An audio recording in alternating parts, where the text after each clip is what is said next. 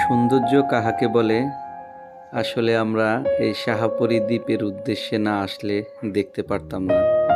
এমনিতেই কক্সবাজার থেকে Teknaf marine drive road দুই পাশ এতই সুন্দর যে কারোই চোখ জুড়াবে। তার ভিতরে আমরা এসে এখানে নতুন অভিজ্ঞতা পেলাম। সেটা হচ্ছে রাস্তার দুই ধারে বিস্তীর্ণ এলাকা জুড়ে লবণ চাষ। আসলে এটা অ্যাডভেঞ্চার একটা ব্যাপার ছিল। আর আগে এমন লবণ চাষ তেমন কোথাও দেখি নাই, আর এই ফার্স্ট দেখলাম, এই জন্য অনেক ভালো লাগলো। লবণ চাষটা এত সুন্দরভাবে করছে। আর এই লবণ নেওয়ার জন্য বড় বড় ট্রাক এসে হাজির, কাঁচামাল হিসাবে বিভিন্ন ফ্যাক্টরিতে নিয়ে যায় এই লবণগুলো। আর ওইখান থেকে প্রসেসিং করে পরবর্তীতে মার্কেট পর্যায়ে পৌঁছায়।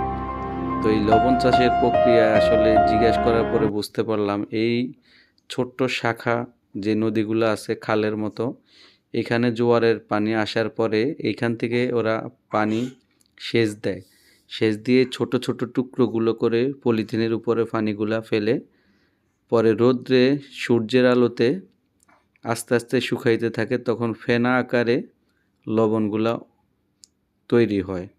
আর এই রাস্তাটা এতই অসাধারণ, আসলে যারা এই শাহপরী দ্বীপে আসছে আগে পরে তাদের অবশ্যই জানা আছে।